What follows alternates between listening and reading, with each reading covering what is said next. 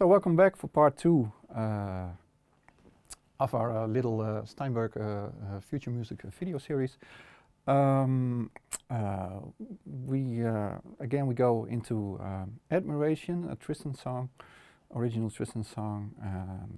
I'll let you show some more of how we recorded it and how we made use of Steinberg and Cubase in particular.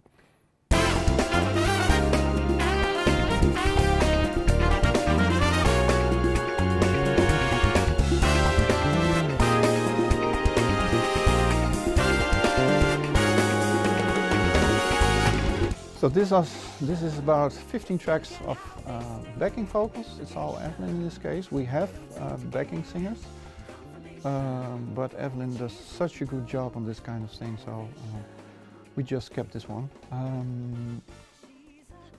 What Evelyn really does great is she makes every little track sound the same. Admiration, admiration, admiration. Even the vibratos are. Admiration. Obviously all the lengths are the same. Admiration. All the S's and the T's are the same. It's actually quite amazing because I don't know a lot of singers who can do it like that. So it really doesn't need any editing at all. Sometimes we just probably over here we redid one word because it was not completely in sync maybe. So but that's really all that happens. I know there's some great software around like Revoice where you can align other tracks with a reference track, but it's really not needed in this case. It's amazing how consistent Evelyn sings this kinds of stuff. So. Admiration. Implications. Everything is nice Confirmation. and smooth and rounded off, and lengths are exactly the same. Awesome, Evelyn. There are it's like a 3-part vocal.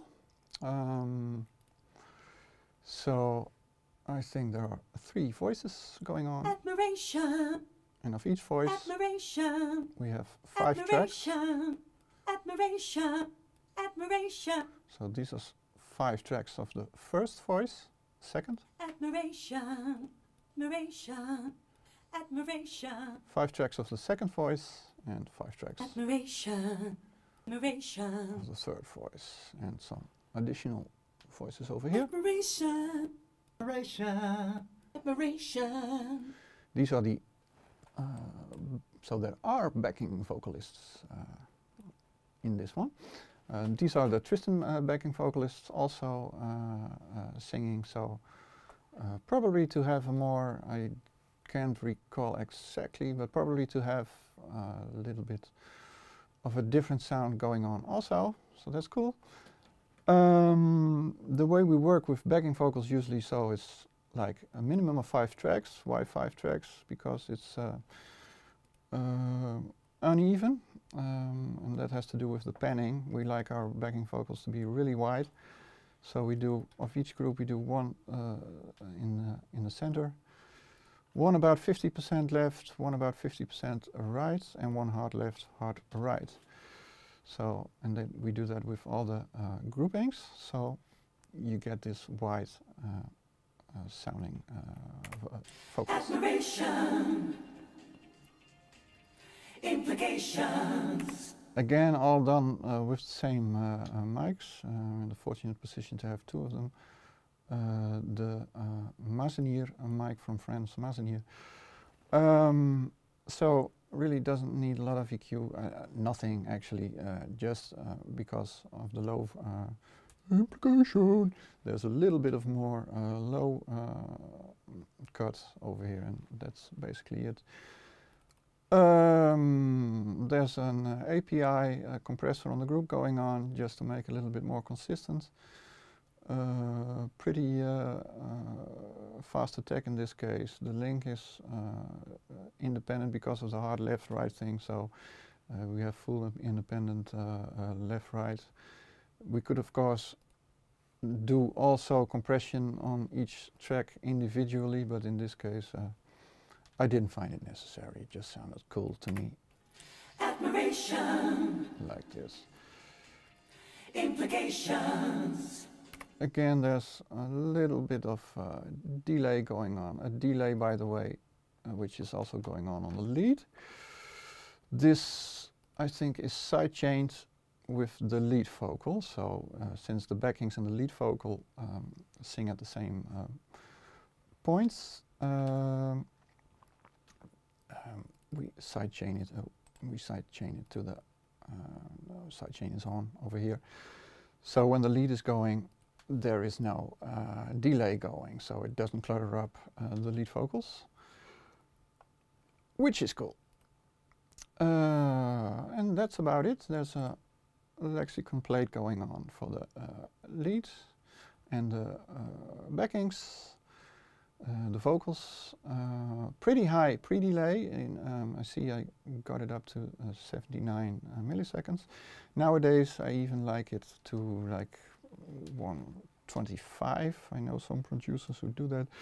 It really makes the reverb stick out a little bit and gets it a little bit space between which makes it stand the reverb stand out a little bit more and not get into the way of the words. And of course we use reverb a lot because we like the vintage acid jazz sound of it. So you know, a lot of our heroes use it a lot. George Duke, for instance, uses lots of reverbs on his vocals. So yeah, we like that sound. Next is our guitar player from The Hague, the famous Guy Nichols. Guy is obviously an awesome guitar player, but he's a little bit less involved until now in the pre-production process. So he's just one of those guitar players who just plays great and plays anything you put in front of him, but is at this stage not writing or arranging any music for Tristan, and we hope that will change, of course. So Guy, if you're watching this, it's a little hint to start doing that. There's let's see, some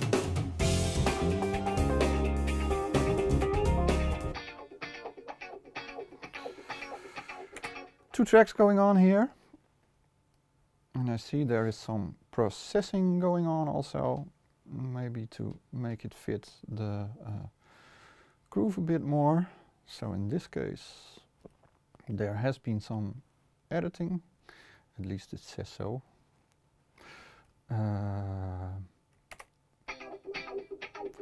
We did two tracks to spread it out a little bit. He played a wah-wah, so that's not a inbox effect, it's just his own crybaby wah. Two tracks, panned left right again, and led to a group. Again, the slate going on in the API. In this case, the API is again very independent because of the left-right thing, so you can get individual compression for left and right. Just to top it off a little bit. To give it a little bit of warmth, we have a broad shelf in the 500 area, and to cut off a little bit of the annoying crybaby high, which is like so we have a little bit of cut off from about 5K to two things going on here: chords and I think a little mute group going on over here.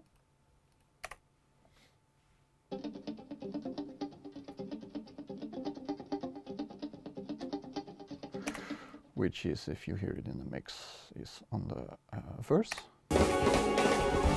She's a pretty girl who shrewdly rules the world.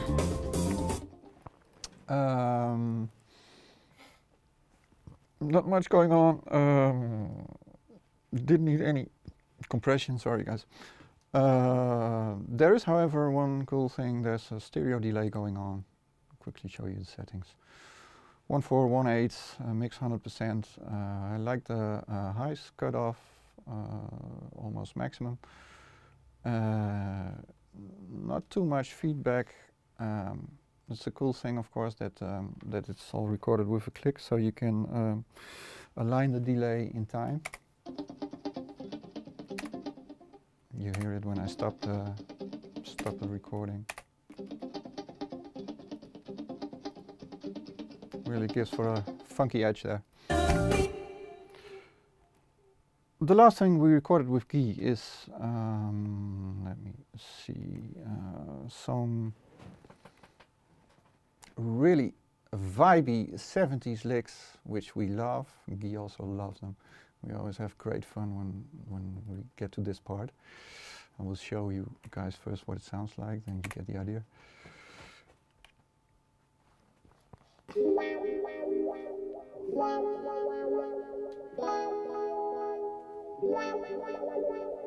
This is the bridge of the song, and the thing we like the most is it's actually the first time I heard a guitar player doing this is the Herbie Hancock record, Man-Child. Oh yeah, lots of delay, of course. It's like a little waterfall of.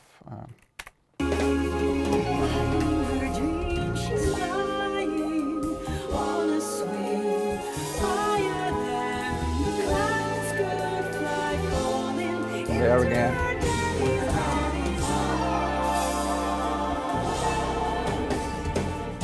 And also that little detail at the end. This is really an idea of Guy. So lovely. Just that little chord he's playing there.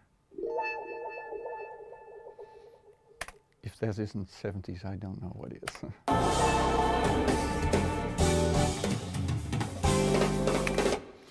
There's an, again, the auto pan, of course, which is a, this screams 70s always to me. So that makes it, you know, going to automatic from left to right. There's the reverb, which in this case is the vintage plate.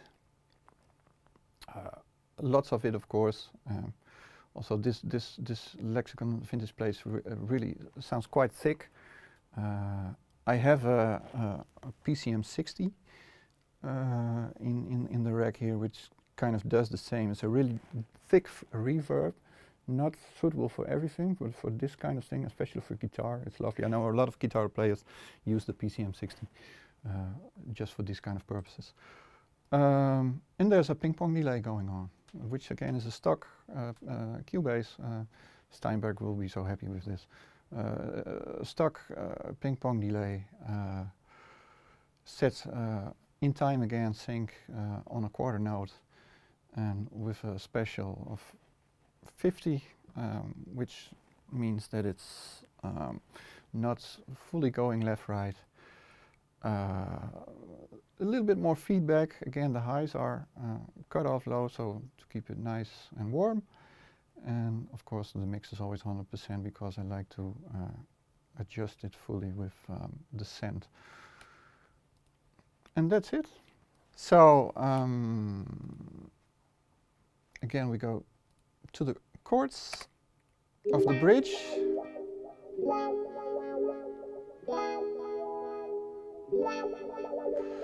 Again, basically the sound is made by Guy, the guitar player. I can let you hear how it sounds on process. I mean, this is already sounding lovely to me, you know, and this is how he gets into Cubase, and especially that last little. That's so sexy. Again, the same basic processing is going on. A little bit of highs cut off in the EQ section to get rid of the crybaby. When it's the pedal is at fullest, it tends to be a little bit. A little ping pong delay again. Basically same settings, so I think it's the same delay actually. and the vintage plate again, combined with the auto pan, and together it sounds like this. I will also get the other track going.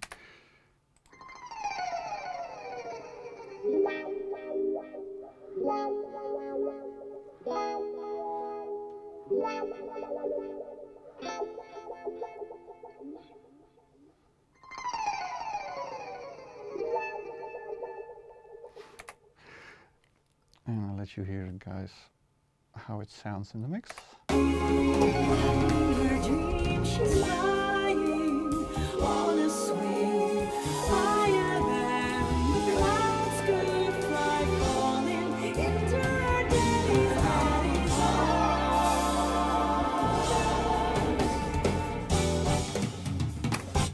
So that's as far as the guitar goes.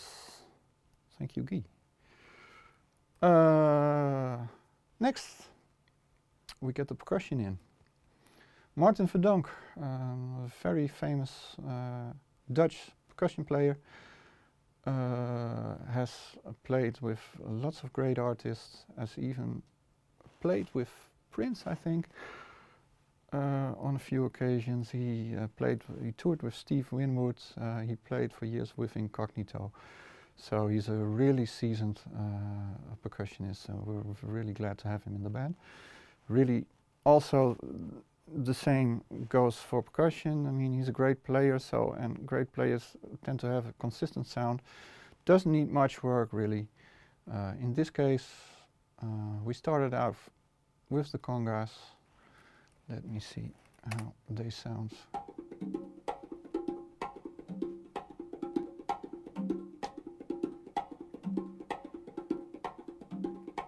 The conga track consists of 2 stereo tracks in this case. Close mics, and there's a little overhead with how do you call a small condenser microphones, that's the word. So the little pencils, in this case I think it was the AKG 451C, I guess.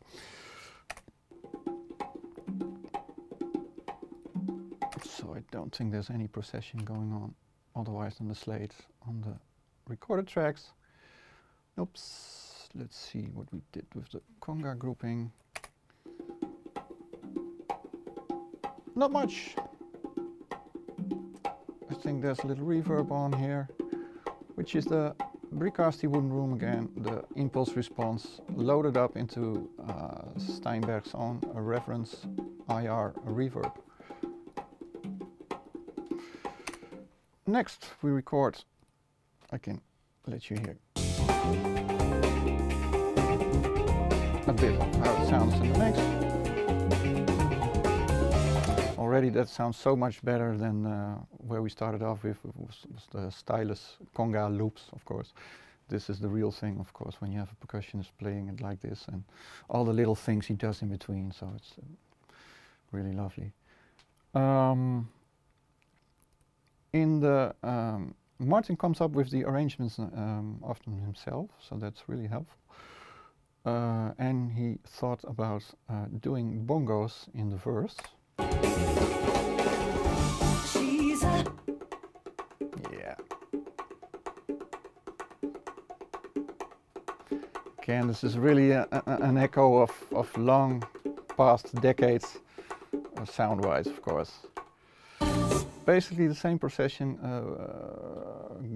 going on again, API to make it a little bit more consistent and a little bit more stick out maybe. I don't know if you hear a lot of difference even. You can check it. So brings it up a little bit more without, it's just a compression bringing it up a little bit more, not a volume thing in this case.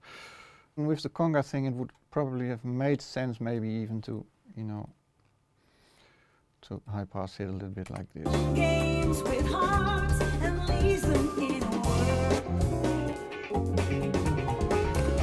But I know a lot of people do it like religiously, you know, and but there's also a downside, I guess, to that, that if you do it on all tracks except for kick and drums, sometimes you end up with a not so warm sounding track to me. So first you need to listen, I guess, to the material and what's going on, and if there's a lot of rumble going on, then it makes sense, of course. But to me, for instance, the conga thing,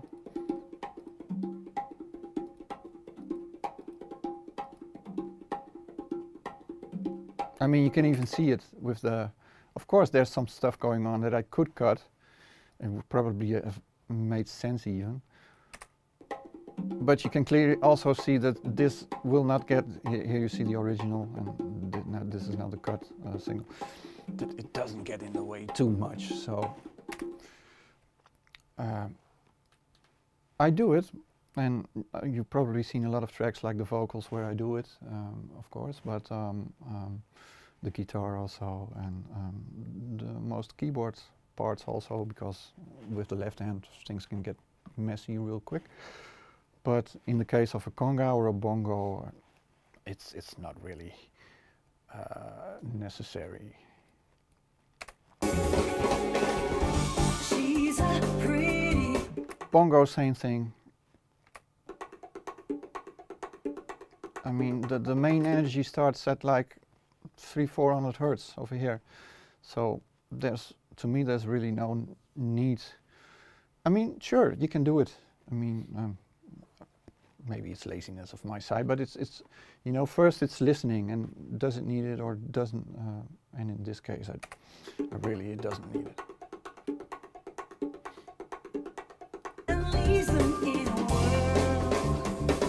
I just Guiro.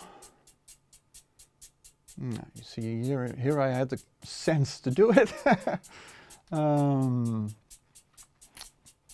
Again, these are just sounds that we make sound good going into Steinberg, to Cubase straight away. So not much processing really. games with hearts and leaves them in Something works or something doesn't work arrange-wise, and if it doesn't work, we just try a different thing or a different pattern or a different instrument. Martin's really good with that. a world. I just look beyond. Tambourine going on. Yeah, over here you see a little bit of rumble, so there is some low-end cutting going on over here. Again, percussion is something that doesn't need a lot of work actually when it's played right. There are some things going on in the bridge, I think. We need to, of course, this kind of stuff. Just recorded with 2 overheads, 2 pencil mics, again the AKGs. Stereo, so Martin can do like stuff like that. You can see there's nothing going on really, just a Lex random hall.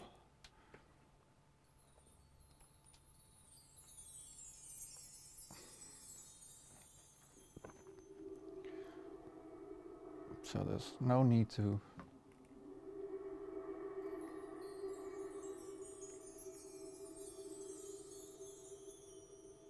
high pass anything, or you know. And some bells and shakers. Let's see what this is about. Ah, obvious. Nothing going on here, except for the high pitch percussions have a slightly different reverb, because they need a lot of reverb, especially the chimes and stuff. In this case it's a random hall, which I like from Lexicon because it has a kind of a chorusy tail, which probably is the name random, comes from that, I'm guessing. So that's about percussion wise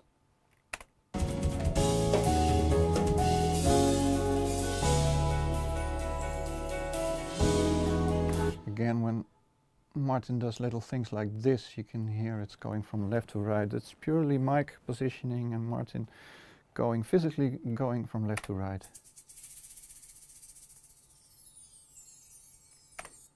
So that doesn't need anything, that's just the way he plays, and it sounds great, I think. So on most tracks we have live strings.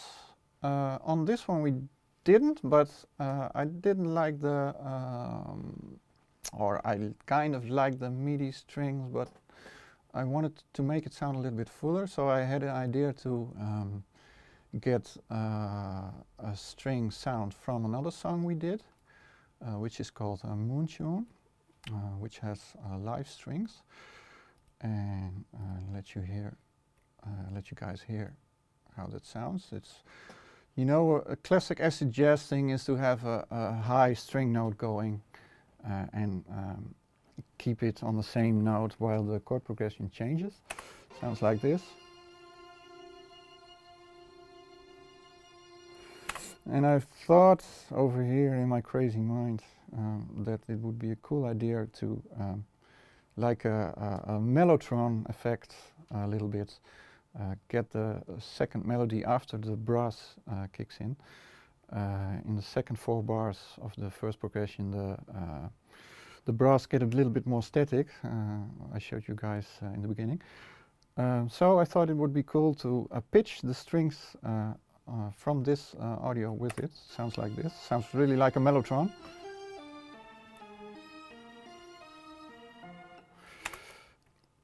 And mix that up with the original.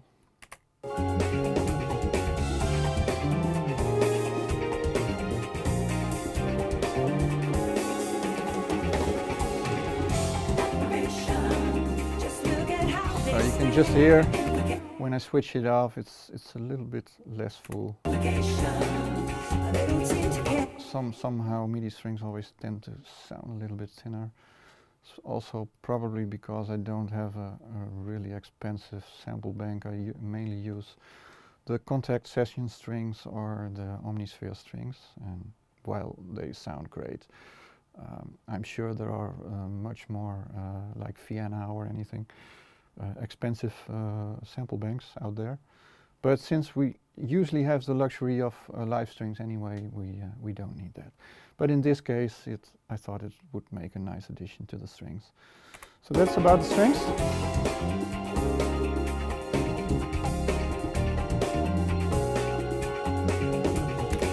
So earlier in the session, I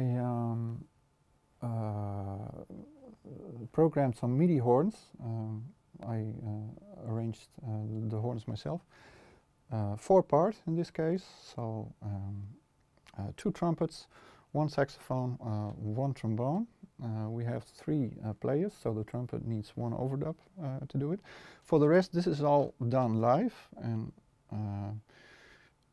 they did it in a studio in Belgium, so it's not recorded over here, because time-wise it would get too difficult to get them over. We could easily do it over here, but the guys are living too far away and they have a studio nearby. So when I got the tracks, I was actually quite surprised, and I opened up the room tracks because I thought, oh, I'm sure they overdubbed something or they edited something. But you hear the room mics, and they're just playing with the 3 of them, and they're just very tight. These are the room mics.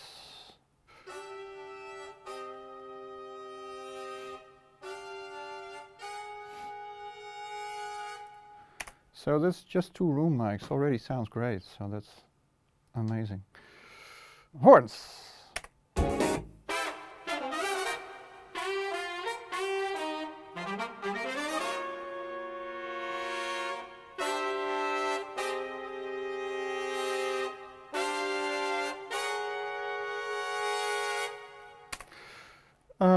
Always a nice moment when you get those tracks, because obviously they sound great, great horn players.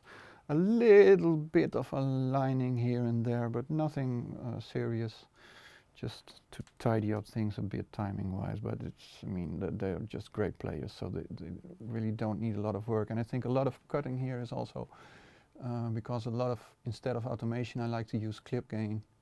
So it doesn't need much compression to start with, you know. As with most DAWs, you can do these kinds of stuff nowadays. So, you know, just crossfade it a little bit, and then you can individually, like if you can just grab this and put it back a little bit, stuff like that. You know, that's mainly what I do. Processing. There's quite some on the trumpet, as you can see. A trumpet's always sounding a little bit thin, especially when they are recorded with LDCs.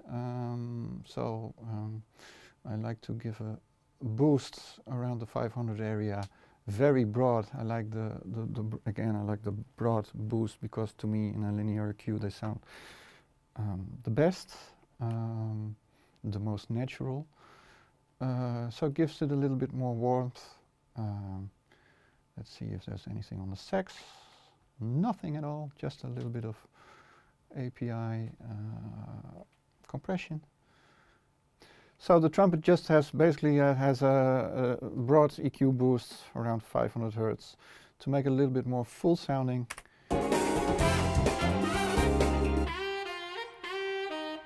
Sax just sounds lovely. Doesn't need any doesn't need anything at all. Trombone, you can quickly review. Same thing, a little bit lower in this case, but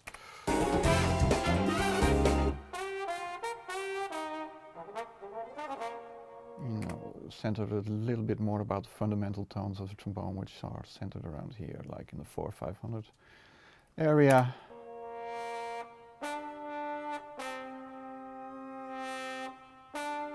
Again, you can hear the bleed of the other guys playing, and that's actually awesome, because they are just playing it live, you know, no overdubs. I think they did this song in like half an hour or something, so they are really... These are the room mics.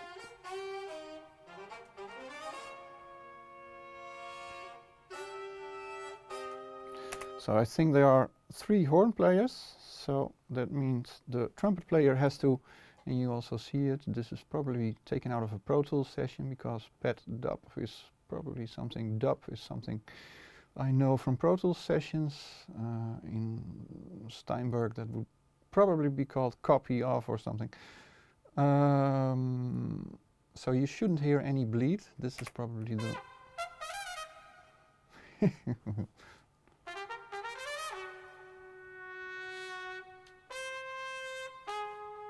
No, this one is clean. So that's the only overdub they did, because there are only 3 guys, and it was a 4-part arrangement. Let's go to the horn group quickly. Let's see what's going on. Again, I didn't think it sounded full enough, so again I brought more. But if you hear, now it's really sounding. It has the body, you know, that the old records have, the fullness of a real horn section. And a little shelf in the ultra highs to make it a little bit more, you know, in Dutch we say spettered wat meer. It's more, a little bit more brilliance. Yeah, that's basically it. Quickly the effects maybe. Again, stereo delay and a little Lexicon vintage plate. See if there's anything special going on. Not really in this case. Just a plate, a little higher reverb tail. When you put it solo, it definitely seems like it has too much reverb.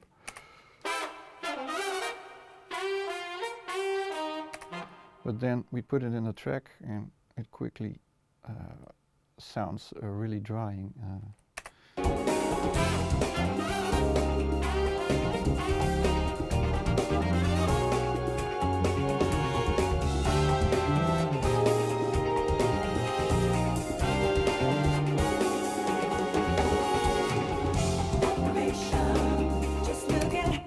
So that's about the build-up of the whole track, I guess. We can quickly see if there's anything going on at the stereo bus. Again, there's a slate. In this case, it's the virtual mix bus grouped to the same stereo slates across all the inserts over here. So the same settings, a little bit of drive. The group input is put back a little bit to make a little bit more sensible gain for each channel. Although Cubase, I think, now has 32 bits flow, which should mean that you can overload as much as you want, and then as long as you take the master fader back. But I'm no expert in that kind of stuff, so I gladly leave that kind of discussions to the producers who have way more knowledge of that kind of stuff.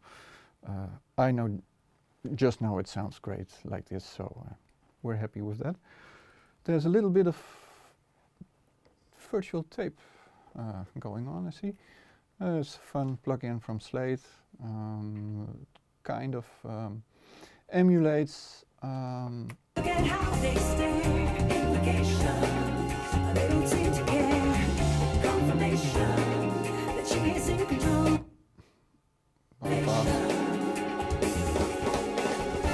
She again. girl, shrewdly. Kind of emulates the like we're mastering into a 2-inch machine. It's on the 2-inch setting right now. The only thing I always change about this is they literally emulated everything, including the noise, which is very not nice. So I cut back on the noise reduction a lot, like 40 dB, so it doesn't, the noise floor is now so low that you don't hear it anymore. But actually, when I would play it at the normal level when you open this plugin, it just has way too much noise, which is of course a real tape machine, but I like the sound of a tape machine, but I don't like the noise. So it's great that they emulated that, but as far as I'm concerned, they just could do without it. Studio EQ, nothing going on here, just something in my template probably that is on in case of. A little bit of Rules the world. I actually have the real deal in my rack over here. I have a SSL-G compressor, which is a remake of the famous compressor you found in the SSL 4000, I think, consoles. But in this case, it's just a plug-in with the normal settings, you know, the attack as wide as possible and maybe pulled back a little bit depending on the material, and the release as fast as possible. As last, to get a little bit of a sense of mastering. Playing games with hearts and leaves them in a world. Just Output ceiling usually to 0.3, 0.2. It's not true peak, so when it should be this, I should probably use something like a Nuken limiter, which is true peak. But since we sent all the Tristan material out for mastering, this all goes in bypass when we render the track. So then look beyond what you see. this would probably about be the level we send it off to the mastering engineer, so he has lots of headroom to work with. And that's about it, I guess. That's how we roll. Okay, so that was it for those 2 sessions.